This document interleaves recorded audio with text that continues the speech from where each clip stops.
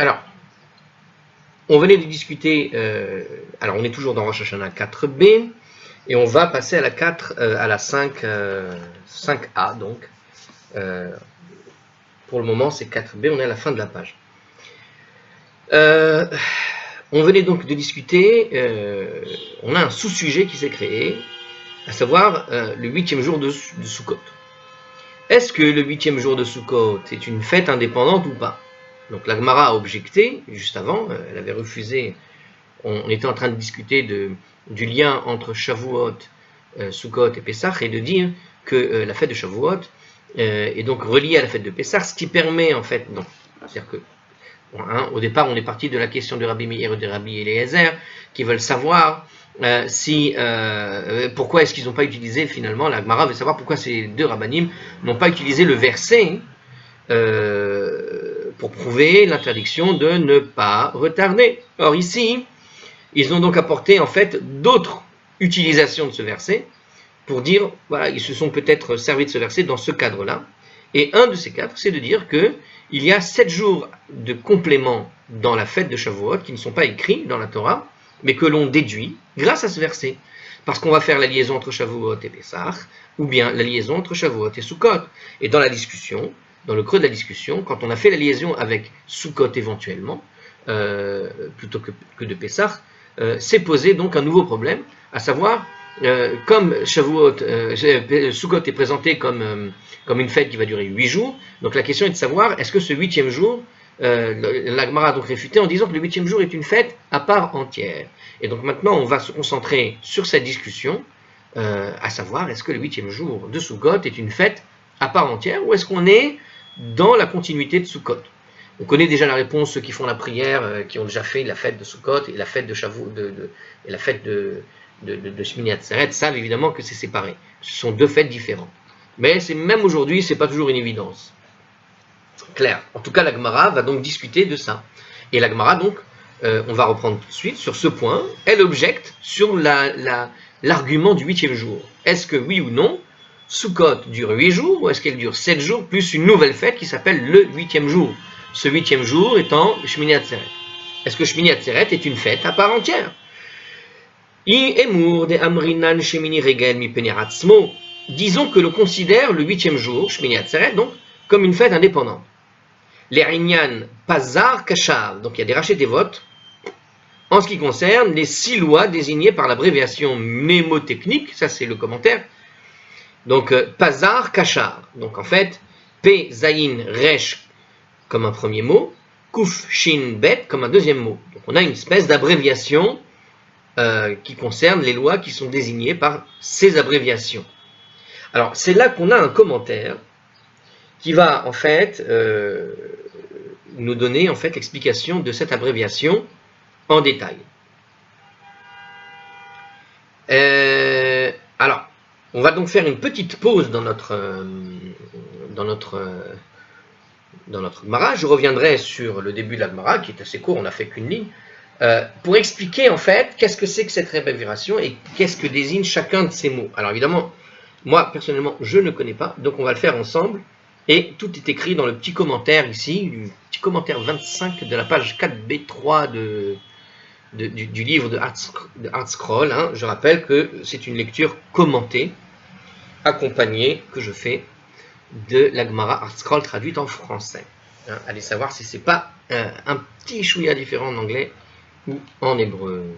Alors, on y va. Alors disons que... de quoi il s'agit? Alors, Rashi, en fait, alors en réalité, le commentaire ici rapporte ce que nous raconte Rashi. On a en fait 6 aspects qui vont différencier Shmini Atzeret. Donc, de manière mémotechnique, on va voir 6 points qui fait que Shmini Atzeret est en fait pas la même chose que Sukkot. Alors, quels sont les 6 points? Païs, le tirage au sort. Alors, qu'est-ce que c'est que ce tirage au sort? Alors, P, hein, je rappelle, Pazar Kashav, on a le P. Donc, on va expliquer maintenant le P qui s'appelle en fait Païs, c'est le mot Païs, qui veut dire ici tirage au sort. Hein. C'est amusant d'ailleurs en Israël, si vous cherchez à jouer au loto, il y a là-bas, il y a écrit loto en hébreu, ça c'est amusant à lire, Mais pas seulement, il y a aussi, enfin, l'organisme qui s'occupe de ça, c'est Païs. Il s'avère que Païs, c'est tirage au sort. Et c'est un terme qui apparemment est très ancien.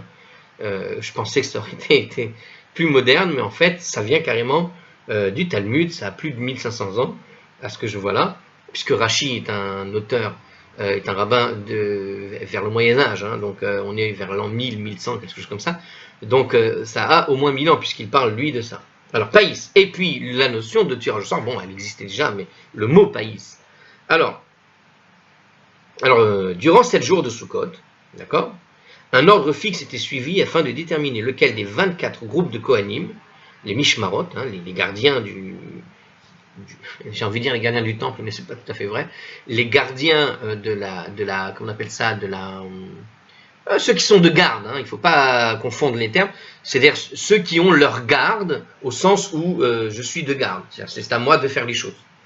Donc il y avait là-bas 24 groupes de Kohanim qui devaient offrir des taureaux de Moussaf chaque jour. Donc chaque jour on devait offrir des taureaux. D'accord? Donc ça, il y a une Mishnah, il y a une Gemara qui s'appelle Souka, qui va vous expliquer tout ça en détail. Alors là, on fait un petit résumé. Donc pendant 7 jours, il y avait un ordre fixe pour déterminer. Alors, on suivait en fait donc ces 24 groupes de Kohanim, chacun devant offrir les taureaux de Moussaf. Et puisqu'il y avait 70 taureaux au total, et que les Mishmarot, les gardes, étaient en fait au nombre de 24, il en résultait que 22 Mishmarot offraient chacun 3 taureaux, et 2 Mishmarot en offraient seulement 2. D'accord, hein, 24, 3 fois 24, c'est ça, il faut 4, 8, 68, il reste 2, voilà. Est-ce que je le fais comme il faut? En tout cas, celui qui veut s'amuser à faire un peu de maths, donc on avait donc 70 taureaux à sacrifier sur l'ensemble de la fête de Sukkot. Elles étaient partagées entre les gardes. Il y avait, je me semble qu'il y a 3 gardes par jour, d'accord. Chaque jour de Sukkot, il y avait 3 gardes, donc il fallait offrir dans chacune des gardes, donc 24 gardes. Attends une seconde, c'est ça, 3 fois 7 fois 3, 21. Alors comment on arrive à 24? Eh ben il nous manque le 8e jour. C'est ça, ça fait en 8 jours, ça nous fait bien 3 gardes par jour. Ensuite, tu avais donc 70 taureaux au total. Bref, il nous dit ici, on avait donc 22 gardes qui devaient offrir chacun 3 taureaux. D'accord? On arrivait donc à 66 taureaux. Il nous manquait 2 gardes pour compléter. Et ces 2 gardes offraient donc 2 taureaux, puisqu'il restait 4 taureaux à la fin. Donc, alors malgré ça, le taureau unique du jour de Shmini Atzeret n'était pas attribué d'office à l'un de ces 2 Mishmarot, mais tous les Mishmarot participaient à un nouveau tirage au sort afin d'attribuer. Donc en fait, pour Shmini Atzeret, donc on a bien 24 jours avec 3 gardes par jour, pour Shmini Atzeret, au moment où on arrivait au moment du sacrifice qui devait être donné à Shmini Atzeret, et qui rentrait dans le comptage des 70 taureaux, c'était pas une garde précise à qui on donnait le sacrifice, mais on faisait participer tout le monde à ce moment-là. Donc, comme il y avait un tirage au sort pour savoir qui allait le faire, à ce moment précis, on voit qu'il y a une différence entre les jours de Sukkot normal, ce qui se passait toute Sukkot, et Shmini Atzeret en particulier. Donc, en particulier, il y avait un tirage au sort pour les derniers taureaux à sacrifier à Shmini Atzeret sur toute la période des 8 jours. Donc, puisque il y avait un tirage au sort le 8e jour, c'est qu'il y a une différence fondamentale, et donc ça rentre dans Pazar, Kashav, le moyen mémotechnique de retenir tout ce qui est justement, qui montre cette indépendance. Hein. Alors, éventuellement, on n'a pas encore expliqué l'objection, une minute. Pour le moment, on explique cette abréviation Pazar, Kashav. Hein, on ne reviendra pas là-dessus. Alors, Zman, le temps, de quoi il s'agit? En fait, la bénédiction chez Echienu, qui est récitée chaque fête, à chaque occasion spéciale, il récitait en fait aussi Shmini Atzeret. Donc, si Shmini Atzeret n'était pas une fête, indépendante, on ne devrait pas faire Shechianu. Or, on fait Shechianu à Shmini Atzeret. Shechianu, c'est la bénédiction de la nouveauté, le renouveau, tout ce qui est nouveaux vêtements, nouveaux trucs, etc. Donc, dès qu'on a quelque chose de nouveau qui rentre dans notre vie, il y a la bénédiction à faire de Shechianu, plus ou moins. Donc, ce qui se passe, c'est que dès qu'une nouvelle fête arrive, le premier jour de Sukkot, on fait Shechianu. Le premier jour de Pessah, on fait Shechianu. Le premier jour de Rosh Hashanah, on fait Shechianu, etc., etc. Alors, il s'avère que à Shmini Atzeret, on faisait Shechianu. Or, si Shmini Atzeret, puisqu'on fait Shechianu à Shmini Atzeret, c'est que quelque part, elle est distinguée par rapport à Sukkot. À Pessah, le 7e jour de Pessah, qui est un jour de Yom Tov, on ne fait pas Shechianu. Parce que c'est le dernier jour de Pessah. Or ici, il semblerait que ce dernier jour de Sukkot, censé être le 8e jour, on fait Shechianu. Mais si tu fais Shechianu, c'est que tu montres que c'est pas lié à Sukkot. Puisque c'est plus lié à Sukkot, c'est un renouveau, c'est une fête à part entière. Donc on continue, Pazar Kasha. Donc on avait le tirage au sort qui distinguait Shmini Atzeret. On ne faisait pas le tirage au sort pour qui allait sacrifier les autres jours, mais on le faisait que à Shmini Atzeret. Et enfin, et le Zman, le temps, montre que c'est un temps différent des autres, puisque on fait Shechianu à Shmini Atzeret comme si il y a quelque chose de renouveau qui n'est pas compté avec la fête de Sukkot. Régel, c'est une fête, la fête, alors j'avais expliqué le mot Régel dans une autre vidéo, Shalosh Regalim, les 3 fêtes, fêtes de pèlerinage, fêtes où on doit aller, etc. Bref, Shmini Atzeret, eh bien, voilà, elle est distinguée dans la Torah, elle ne porte pas le nom de Sukkot. C'est-à-dire que Shmini Atzeret n'a pas été appelé Shmini Atzeret Shel Sukkot ou Shmini Shel Sukkot. D'accord ? C'est pas le 7e jour à Pessah. Le 7e jour de Pessah s'appelle le 7e jour de Pessah. Pas d'ambiguïté là-dessus. C'est le 7e jour de Pessah. Ici, 8e jour s'appelle 8e jour conclusion. Mais, étrangement, le nom n'a jamais été relié à Sukkot. Donc, on est effectivement le jour d'après Sukkot, le jour d'après. Mais, bien que ça s'appelle 8e, on l'a distingué par l'idée de conclusion, alors que pour Pessah, on n'a pas fait comme ça. On n'a pas appelé ça le 7e jour de conclusion à Pessah. On a appelé ça le 7e jour de Pessah, qui est un jour de Yom Tov. On n'a pas dit pour Sukkot, 8e jour de Sukkot, qui est un jour de Yom Tov. Non, on a appelé ça, on l'a distingué d'une manière différente. Et ça, c'est Rashi qui le dit. Donc, c'est au niveau de la fête elle-même, elle porte un nom de fête à part par rapport à Sukkot. Et d'ailleurs, donc comme on a précisé la chose, dans les prières et les bénédictions, ça ne porte pas le nom de Sukkot, mais on dira bien Shmini Atzeret. Ça, c'est Tosfot qui rajoute, en plus de ce que raconte Rashi. D'accord ? Donc, voilà. Par ailleurs, comme je l'ai expliqué dans la vidéo d'avant, à Shmini Atzeret, on ne doit pas habiter dans la Souka. À Shmini Atzeret, on sort de la Souka. Donc, on n'est plus dans Sukkot. Alors, on ne va pas aller démonter la Souka tout de suite, mais on n'y dort plus. C'est un autre jour. Donc ça, c'était pour le premier mot mémotechnique, Pazar. Maintenant, Kashav, le Kouf, le Korban, le sacrifice. Kouf, c'est le Korban. Alors, le sacrifice, le sacrifice de Moussaf de Shmini Atzeret ne sont pas les mêmes qu'à Sukkot. Donc, pendant 7 jours à Sukkot, le nombre de taureaux offerts diminue chaque jour de 13 à 7. À Shmini Atzeret, on offre un seul taureau. Donc, chaque jour de Sukkot, on passe d'un chiffre qui diminue. Donc il dit de 13 à 7. 13, donc on peut compter 13, 12, donc 13 le premier jour, 12, 10, 9, 8, 7. Et le 7e, je ne comprends pas. Donc chaque jour on diminue de 13 à 7. Alors peut-être après le premier jour, peut-être. Je ne sais pas, je ne comprends pas la logique qui vient d'être donnée ici. En tout cas, à Shmini Atzeret, il n'y a qu'un seul taureau. Alors non, j'ai pas compris. 13 le premier jour de Sukkot, deuxième jour 12, 11, 10, 9, 8, 7. Oh là là là, je suis fatigué, chers amis. Tout à l'heure, je crois que j'ai oublié le 11.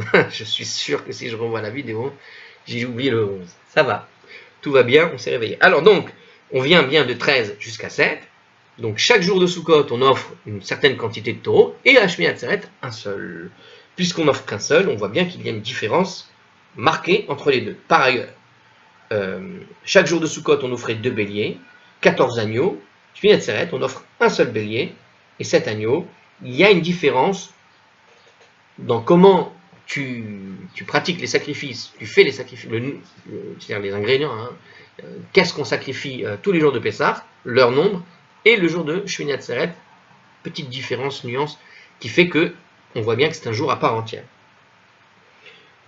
Alors, je répète, Pazar, Kashav, Shin, Kashav, donc on a expliqué Korban, maintenant le Shin, ici correspond au Shir, le chant. Alors, effectivement, le psaume qu'on entonne, qu'on va chanter, qui était chanté par les Lévis à Shmini Atzeret, au temple, chaque jour, on chantait un genre de psaume qui avait été écrit par le roi David. Eh bien, ici, on va chanter quelque chose d'autre, c'est-à-dire c'est un autre psaume qui va louer Shmini Atzeret. Donc, il y a une louange particulière pour Shmini Atzeret qui n'est pas la louange que l'on fait pour Sukkot. Alors, Rashi dit que le psaume de Shmini Atzeret n'a pas été précisé, en fait. Toutefois, une note insérée dans le commentaire de Rashi l'identifie en se basant sur Masechet Sofrim, dans un autre endroit, comme étant le psaume numéro 12, pour ceux qui veulent savoir, l'Anamsar à la Shminit. D'ailleurs, Shminit fait référence au 8e. Donc, psaume sur le 8e, quoi. 8e jour de Sukkot, sous-entendu. Pardon, le 8e jour de Atzeret. Voilà, comment on se trompe quand on est en train de dormir en parlant. Donc bon, voilà. Alors, oui, alors en fait, je rappelle que parfois, dans les commentaires, on fait des commentaires du commentaire du commentaire. Donc, je viens de faire un commentaire sur le Rashi qui a commenté le Rashi Tevot, l'abréviation. Alors, donc, en conclusion, Shir dit ici, qu'on faisait un autre chant spécifique à Shmini Atzeret qui n'était pas fait le jour de Sukkot. Et enfin, Beracha, la bénédiction, Pazar Kashav, Shav, en fait, le V, c'est en fait aussi un B, on pourrait dire Kashab, et ici, c'est la notion de Beracha. Beracha, c'est donc une bénédiction. Le jour de Shmini Atzeret, on faisait une bénédiction pour le roi, en commémoration de l'inauguration du temple, où le peuple a béni donc le roi Salomon. Et donc, il y avait une bénédiction qui se faisait en rapport à cette inauguration. Bon, voilà. Tout simplement, c'est dans le livre des rois. Livre des rois 1, chapitre 8, verset 66. Ceux qui sont curieux peuvent aller vérifier. Si je vérifie maintenant, ça va prendre du temps. Machin, pendant la vidéo. Ça va pas, ça va stopper le flow. Vous pouvez faire une pause et aller regarder si vous avez envie. Ce sera très bien. Il y a aussi le Ritva sur Souka. Bon, alors après, il faut... fin de la page 47a. Je vous laisse libre d'aller chercher. Alors, à la suite, on revient sur la Gemara. On vient donc d'expliquer qu'il y a quand même 6 points particuliers pendant la fête de Shmini Atzeret qui montrent que c'est une fête indépendante. Donc maintenant, il dit comme ça. Disons qu'on considère que ce 8e jour est une fête indépendante en se basant en ce qui concerne donc les Pazar Kashav. C'est 6 choses. Donc je répète en rapide, le tirage au sort, le temps, la fête, le sacrifice, le chant et la bénédiction. D'accord ? C'est 6 points que je viens de développer dans le commentaire. Mais en ce qui concerne la notion de compensation, à propos de ce qu'on est quand on parle de la compensation, d'accord ? Aval le'inyan tashlumin. Selon l'opinion de tous, des vrais akol tashlumin derishon hu. Selon l'opinion de tous, il fait partie de la période de compensation depuis le premier jour de Sukkot. Donc en fait, si tu veux considérer que c'est une fête indépendante, alors on était en train de discuter sur quoi ? Je rappelle qu'on est en train de discuter sur le lien entre Shavuot et Sukkot éventuel, et on a dit qu'à propos de Shavuot est donc à une période de compensation. Cette compensation, c'est lorsque l'on peut venir éventuellement, si on n'a pas pu venir le premier jour de Shavuot, est-ce qu'on peut venir compléter 7 jours de plus pour donner le sacrifice qu'on aurait dû donner. Cette compensation existe pour Shavuot, alors justement, cette compensation existe pour Pessah, elle existe pour Sukkot. La question est de savoir si elle existe aussi pour Shavuot. Notre verset sur lequel on a discuté depuis le début, qui met en lien Shavuot, Pessah et Sukkot, nous montre que Shavuot est lié à Pessah, donc il y aurait une compensation sur Shavuot. Et la question qui se posait, c'est est-ce qu'il y a une compensation sur Sukkot aussi? On a dit, on aurait dû faire cette compensation basée sur celui de Sukkot. Voilà que sur celui de Sukkot, on te dit que, mais si on base la compensation sur celui de Sukkot, il aurait dû durer 8 jours, parce que la compensation pour Sukkot doit durer 8 jours. Pourquoi? Parce que le 8e jour se fait jusqu'à... Alors la question qui s'est posée, c'est que, a priori, ce 8e jour étant une fête indépendante, la compensation ne dure que 7 jours. Alors il te dit maintenant, la Gemara, mais tu as raison de dire que c'est une fête indépendante. C'est une fête indépendante pour tout, mais pas pour la compensation. Et c'est ce que tu es en train de dire la Mishnah ici, la Gemara. La Gemara dit, tu as raison pour ce qui est Pazar, Kashav, au niveau du tirage au sort, du temps, du korban, des fêtes, de la sacrifice, le nom de la fête, de ce que tu veux, bref. Il y a tout un tas de listes comme ça où tu peux effectivement dire que Shmini Atzeret est indépendante. Mais pour ce qui est de la compensation, il y a une Mishnah qui dit la chose suivante. Et qui dit que il y a des tashlumin même à Shmini Atzeret, et que ces tashlumin sont compris dans la fête de Sukkot, c'est-à-dire elle fait partie des tashlumin de Sukkot. Et qu'est-ce que dit la Mishnah sur ça? Celui qui n'a pas offert le sacrifice Chagiga. Le premier, alors, Mishelo Chag, Yom Tov Arishon, Mishelo Chag, celui qui n'a pas fait Chag, Chag, c'est-à-dire le sacrifice. Mishelo, celui qui n'a pas fêté Yom Tov Arishon Shel Chag, celui qui n'a pas fait la fête de Yom Tov premier de Chag. Alors, ils traduisent comme ça, hein, c'est assez étrange. Celui qui n'a donc pas offert le sacrifice Chagiga le premier jour de Sukkot, Chogeg et Kol Haregel. Il va chagéguer, il va faire le Chagiga, si je peux dire comme ça. Donc il va faire le sacrifice de Chagiga, sous-entendu, tout au long de la fête. Chogeg et Kol Haregel. Donc toute la fête, tout le long de la fête, je peux encore faire Chagiga.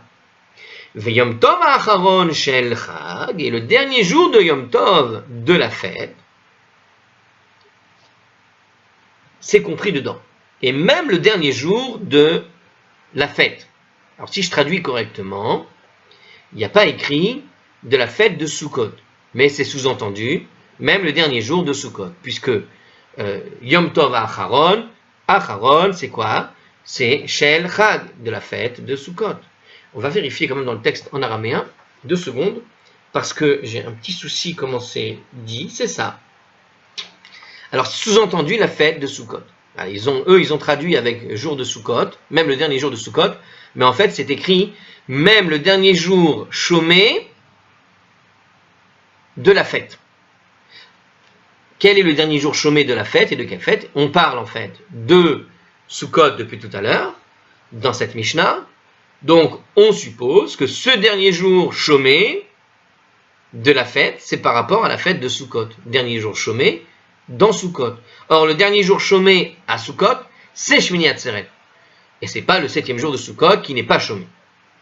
Donc, si c'est un jour chômé, c'est un jour où on ne travaille pas, Yom Tov, on parle en fait du dernier jour de cette fête qui est chômé, sous-entendu le dernier jour de la période de Sukkot, en fait, si on doit traduire correctement, de cette fête.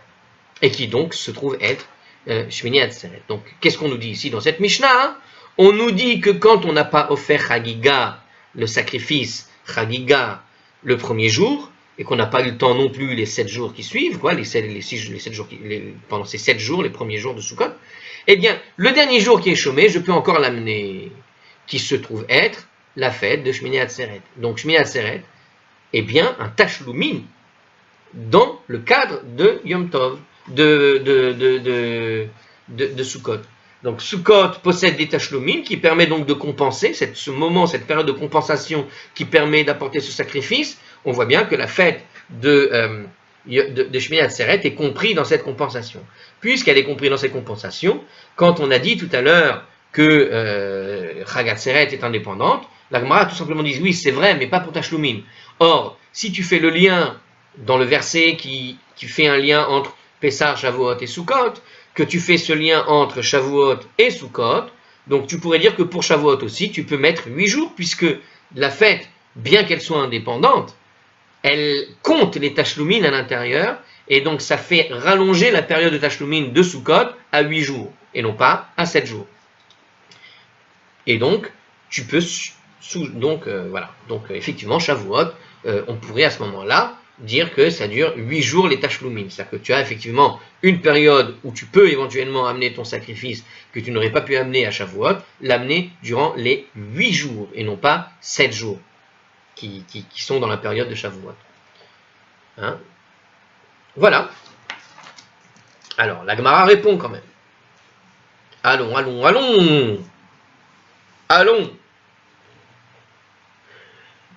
Tafasta merubé lo tafasta.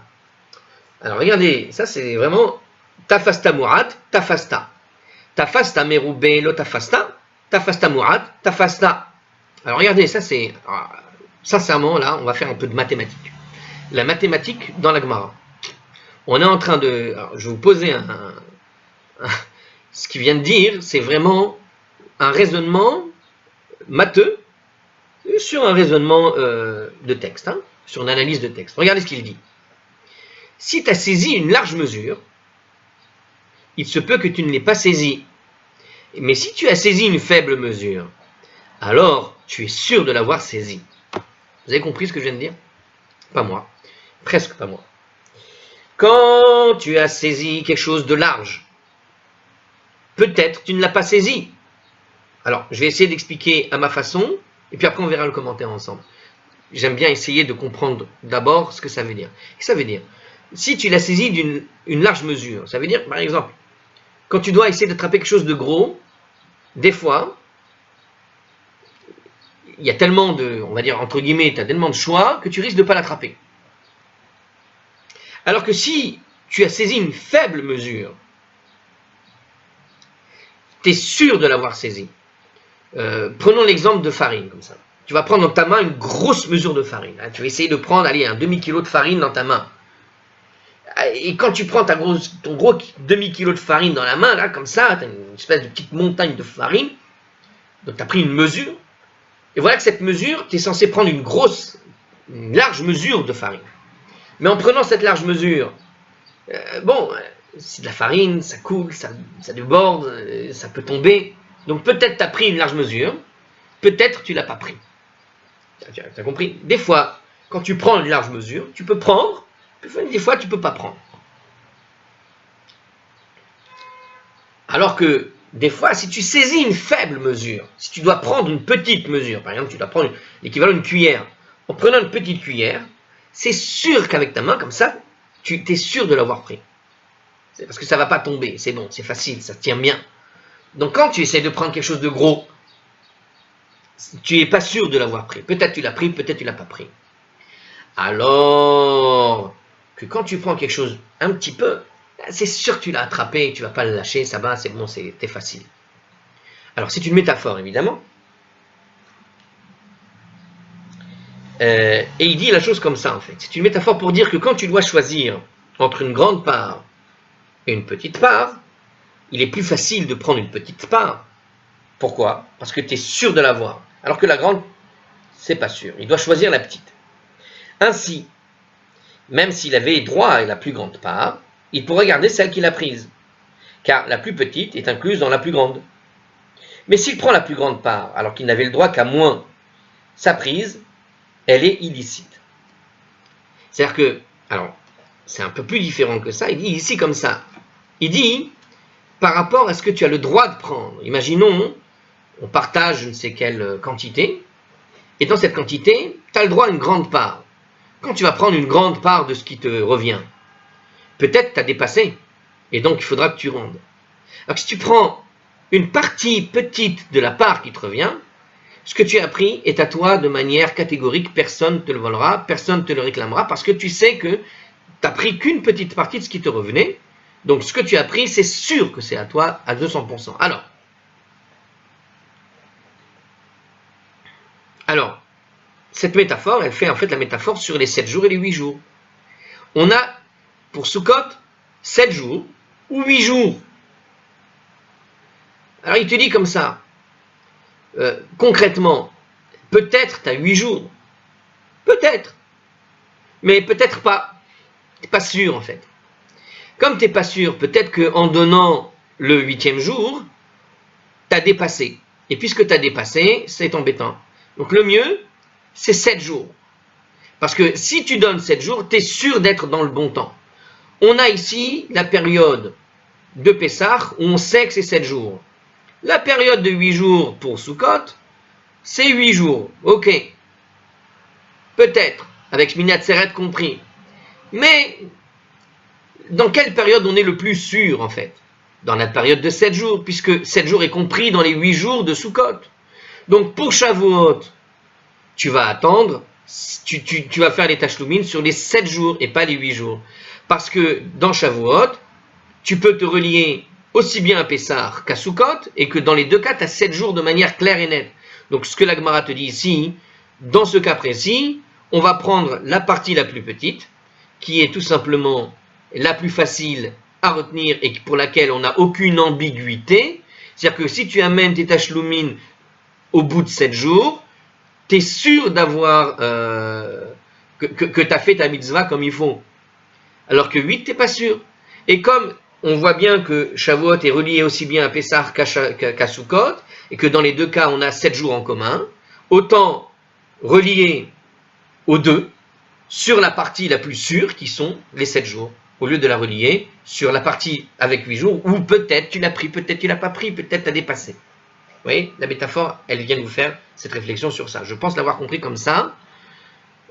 Voilà. Eux, ils ont expliqué comme ça. Alors, on va voir. On va voir comment eux, ils expliquent maintenant. Ça, c'est ce que j'ai compris. Ça paraît logique. Hein. On va quand même expliquer la parabole à la manière des commentateurs de cette Gemara, ici. Donc, les rabbins qui ont écrit le commentaire ici de la Gemara. Donc, cette parabole est donc utilisée. Alors, on a compris la parabole. Qui peut le mieux, peut le moins. Je crois qu'il y a une expression comme ça en français où je le fais à l'envers. Je ne me rappelle pas très bien, mais c'est un petit peu cette idée qui peut le mieux. Bon, on ne va pas vous embêter avec ça. Alors, cette parabole est utilisée afin d'illustrer un principe d'exégèse. Alors là, on est dans un principe. Alors attention, ce qu'on vient d'utiliser ici, c'est un principe d'analyse de texte. D'accord? C'est-à-dire que dans un principe de texte, la manière que la Torah va d'analyser le texte, c'est en gros ce que je viens d'expliquer. J'ai l'impression que je pense que j'étais dans le juste.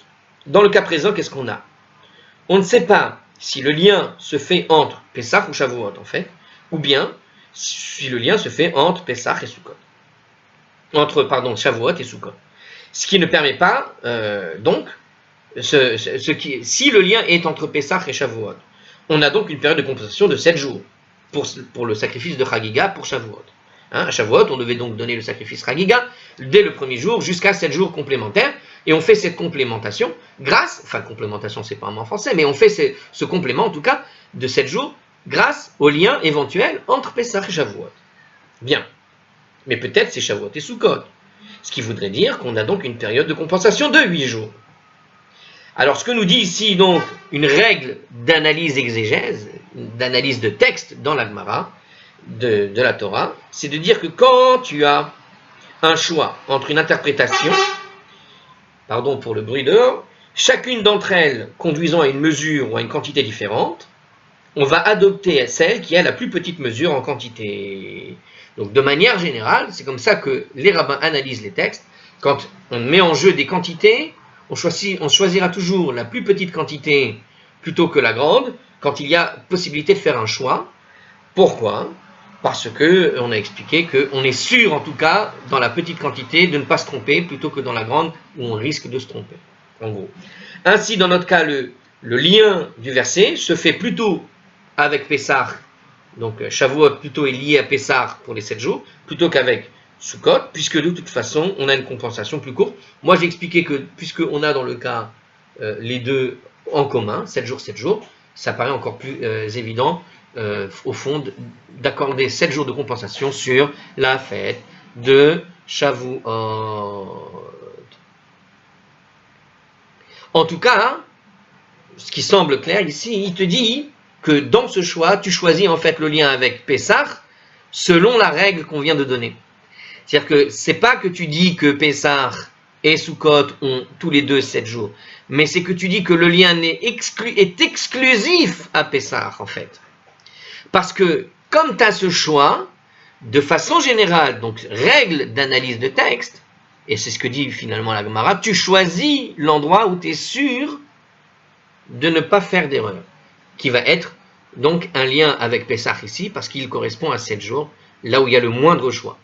Donc la quantité est plus petite parce que c'est 7 jours, alors tu choisis de faire le lien avec celui de Pessah plutôt qu'avec celui de Sukkot qui a une plus grosse quantité. Donc c'est une règle générale que te donne la Gemara d'analyse. Mais alors, dans ces cas-là, alors on va finir sur ça, parce que on est dans la continuité de ce qu'on vient de dire. C'est dommage de faire une coupure pour une autre vidéo. Alors, dans ces cas-là, pourquoi est-ce que Dieu a mentionné la fête de Sukkot, puisque tu fais le lien entre Shavuot et Pessah pour le cas des tashlumin, des compensations, pour pouvoir amener ton sacrifice Ragiga jusqu'à la fin des 7 jours supplémentaires, que tu rajoutes 7 jours dessus. Enfin, tu rajoutes 7 jours, premier jour compris. Hein. Donc, puisque on a fait ça, alors pourquoi est-ce qu'on a mentionné Sukkot dans notre fameuse phrase qu'on analyse depuis tout à l'heure, à savoir cette phrase qui se trouve à la fin d'un passage qui nous parlait de Pessah, puis ensuite de Shavuot, et enfin dans cette phrase qui conclut tout le passage qui expliquait Sukkot, on a rajouté Pessah, Shavuot et Sukkot. Donc pourquoi est-ce que la Gemara nous demande, pourquoi est-ce que Dieu a mentionné Sukkot dans ce cas-là, si tu nous dis que Pessah et Shavuot ont été ici reliés pour les tashlumin, afin de relier à la fête des Matzot dans le sens suivant. Donc en fait, on va relier Sukkot avec la fête de Pessah aussi en fait. Dans quel sens? Pourquoi?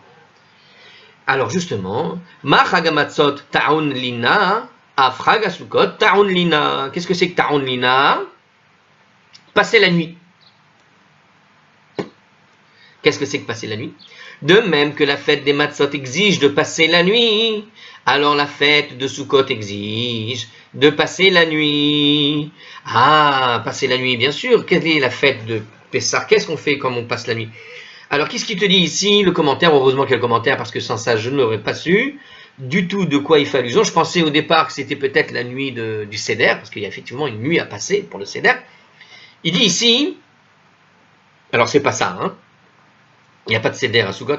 Alors, on ne doit pas quitter Jérusalem la nuit qui suit le premier jour de Pessah, où il est obligation de rendre visite au temple. On doit au contraire y rester jusqu'au matin suivant. Donc, il te dit ici que quand tu allais faire les sacrifices, hein, quand tu devais aller à Jérusalem pour passer Pessah, eh bien, il y avait une obligation de ne pas quitter Jérusalem tant tu devais y passer la nuit. Quoi. En gros, hein, tu allais et tu passes la nuit là-bas. Bien.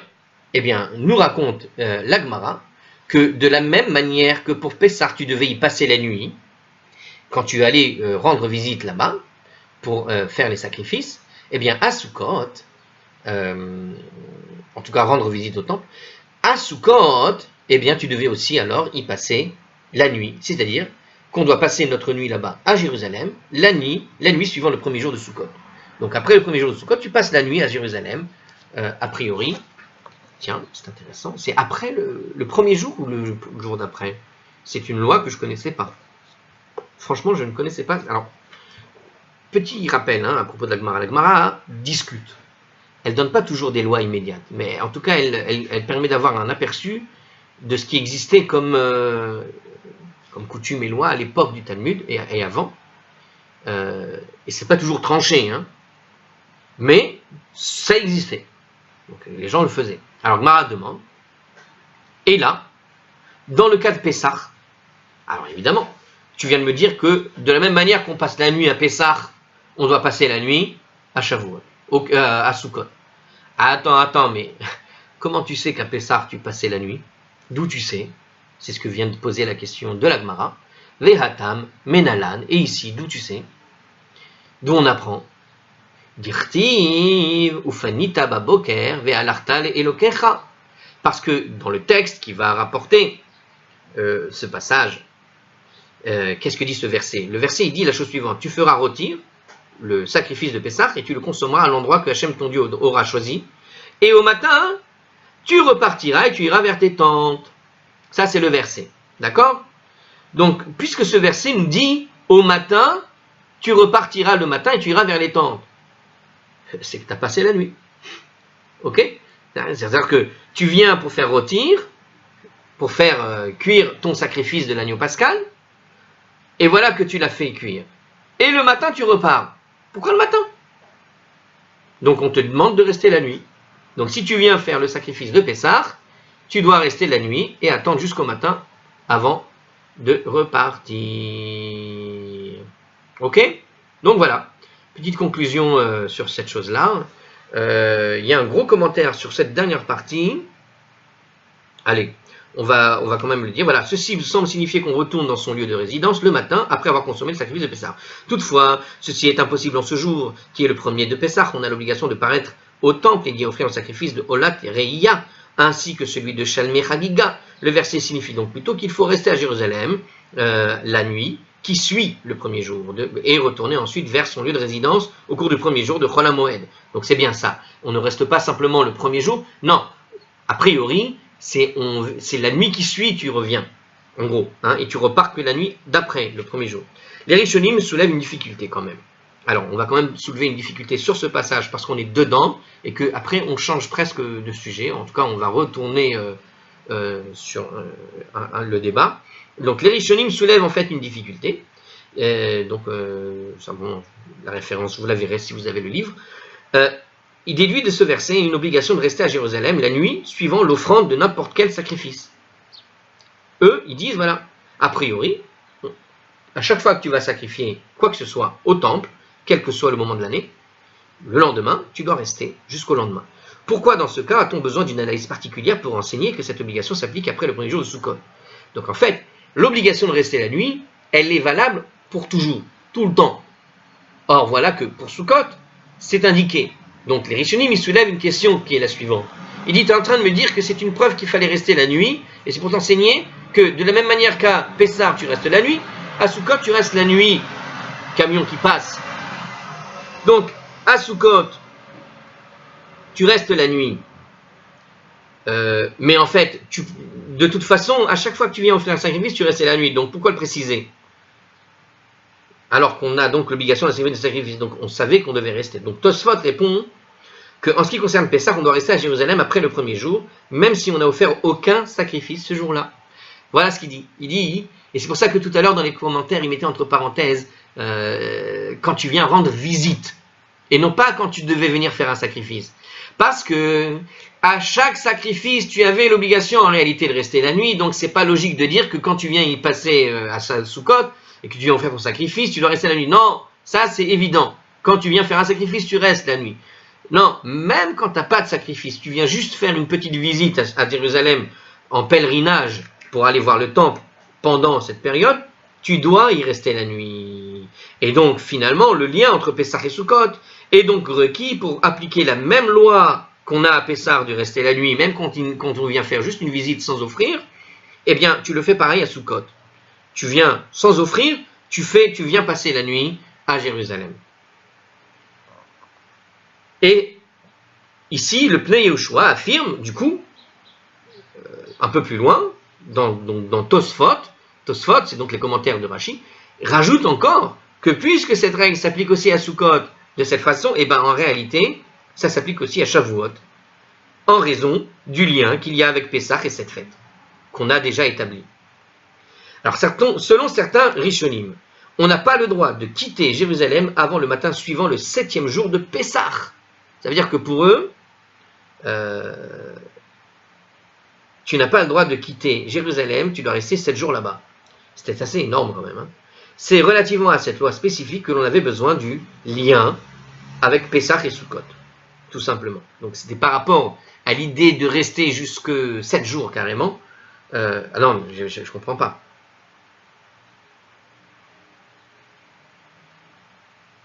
Alors peut-être c'est le 7e jour de Pessah, c'est ça. On n'a pas le droit de quitter Jérusalem avant le matin suivant le 7e jour de Pessah, quand on arrive en semaine. c'est pas qu'on doit rester 7 jours, c'est que celui qui vient doit attendre le 7e jour. Bon, j'ai quelques difficultés, il n'y a personne ici pour expliquer éventuellement. Il faudrait encore plus de commentaires pour savoir qu'est-ce qu'il veut dire ici, certains Rishonim, parce que c'est donné comme ça, mais il manque quelques précisions qui laissent un petit peu ambiguë la chose. En tout cas, la règle générale, donc c'est de dire que de façon générale, à Soukot, quel que soit le sacrifice que tu venais faire quand tu venais à Jérusalem faire un sacrifice, tu devais rester jusqu'au matin. Donc en fait, le problème n'est pas lié au sacrifice lui-même, mais est lié en fait que tu venais rendre visite. Comme il y a une obligation de rendre visite à Jérusalem durant la fête de Pessah, tu venais rendre visite à Jérusalem la fête de Pessah. Donc, il te dit dans la Torah que tu devais repartir le matin et que cette règle s'applique même à une simple visite sans faire de sacrifice. Et or, cette visite, eh bien, le lien dans les versets qui va relier la fête de Pessah, Shavuot et Sukkot, ce lien se fait aussi entre Sukkot et Pessah pour t'apprendre que même à Pessah, quand tu viens juste rendre visite, même que si tu n'as pas de sacrifice à faire, tu devais y passer la nuit en semaine, dans la semaine en tout cas, après le premier jour. Voilà pour aujourd'hui, et pas encore une conclusion de toute notre Gemara. La Gemara se poursuit, et on va vous dire à la prochaine.